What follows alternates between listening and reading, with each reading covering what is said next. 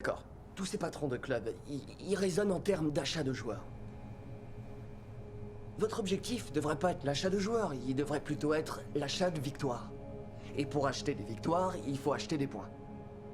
Vous essayez de remplacer Johnny Damon. Quand les Red Sox de Boston voient Johnny Damon, ils voient une star qui vaut 7,5 millions de dollars par an. Quand moi je vois Johnny Damon, ce que je vois, c'est autre chose. C'est une compréhension erronée de la façon dont on construit des points. Ce mec a un gant en or. Il est correct en premier batteur du line-up. Il arrive à voler des bases. Mais est-ce qu'il vaut les 7,5 millions de dollars annuels que lui verse généreusement Boston? Non. Non. Le monde du baseball pense de façon moyenâgeuse. Il se pose toutes les mauvaises questions. Quand je fais la connerie d'en parler, on me met en quarantaine. Je suis même pire qu'un lépreux, du coup. C'est pour ça que je crains d'aborder ce sujet avec vous. C'est pour ça, je vous respecte, Monsieur Bean. Mais si je peux me permettre d'être franc, je pense que c'est une excellente chose que vous ayez sorti Damon de votre effectif. Je crois que ça vous ouvre un tas d'alternatives avantageuses. Tu viens d'où, Pete? Du Maryland. T'as étudié où? À Yale, j'ai étudié à Yale. Qu'est-ce que t'as étudié? L'économie. J'ai étudié l'économie.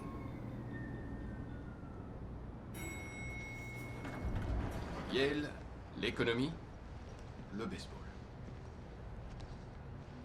T'es vraiment un cas, Pete.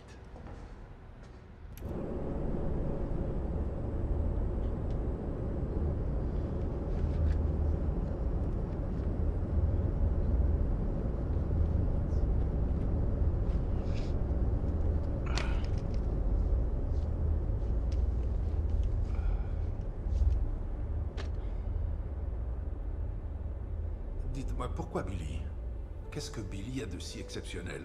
C'est très rare de tomber sur un jeune homme qui a les 5 compétences comme Billy. Capable de courir vite, d'attraper, de reléguer, de frapper, et capable de frapper fort. Un joueur complet. Et je vous assure qu'on ne voit pas ça souvent. La plupart des petits jeunes auxquels on s'intéresse n'en possèdent qu'une ou deux, et nous espérons en développer une supplémentaire. Votre fils est un joueur complet. C'est vrai, on a en face de nous un garçon qui a vraiment tout pour devenir la superstar de New York, et on doit le lancer. Il n'y a pas de temps à perdre. Nous sommes prêts à lui faire une offre très avantageuse financièrement. Les Mets seront 100% derrière Billy, parce que nous voulons qu'il devienne notre champ-centre numéro 1. Voici un chèque qui représente l'offre que les Mets de New York pourront faire à Billy. Est-ce que vous savez qu'on vient de l'accepter à Stanford et qu'il a obtenu une bourse d'études? Je suis au courant. D'accord, alors il peut faire les deux. Vous devez savoir qu'il lui sera impossible de concilier études et baseball professionnel. Il devra choisir entre l'université ou le stade. S'il veut devenir joueur de champ-centre pour les Mets, s'il veut devenir joueur de baseball, il doit absolument accepter que ce soit sa principale activité, réellement son métier. Tu sais, Billy, tôt ou tard, on s'entend tous dire qu'on doit cesser de jouer à ces jeux d'enfants. Le truc, c'est que tu sais pas quand ça arrivera. Oui. Pour certains, c'est à 18 ans, et c'est à 40 pour d'autres. Mais on y a tous droit. Mais là, on parle de la chance de ta vie. On veut vraiment que tu signes, et on pense que le montant de ce chèque exprime clairement notre souhait. Billy, c'est toi qui décides.